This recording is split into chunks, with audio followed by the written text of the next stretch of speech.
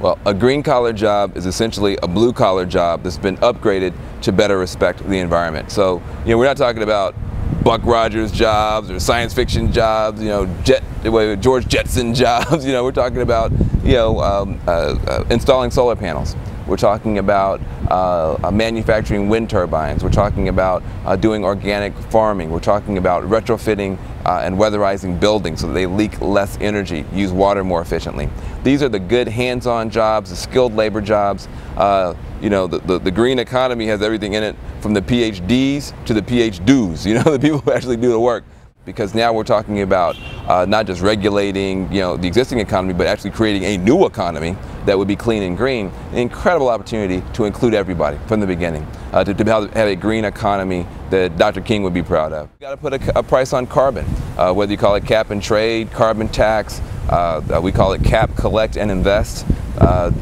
You've got to begin to get the right market signals that we can't have an economy where it's free to dump carbon. It's just going to cost you the whole world, and that's the kind of rules we've had up until now. Well, in the book we talk about this, New Deal 2.0. Some people are calling it a green recovery program. It's a very similar idea that the government would play some smart, intelligent role, giving people opportunities to work, also helping private capital move in the right direction.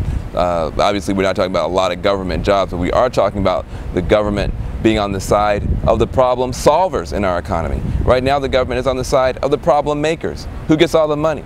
The Pentagon, the polluters, the prisons, the very forces in society that the more money you give them, the worse we get.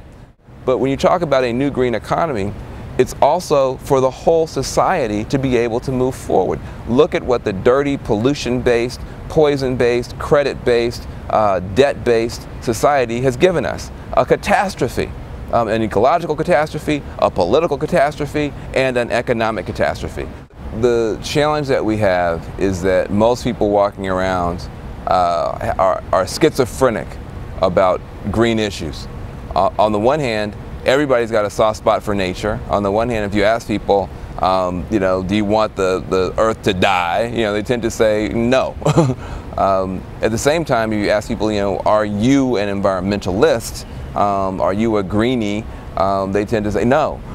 Because a stereotype pops up of either somebody who is one of our beloved friends in Berkeley, more on the hippie side, or our friends in Silicon Valley or Hollywood, more the eco-chic. So you're either eco-freak or eco-chic. Either way, you're not me.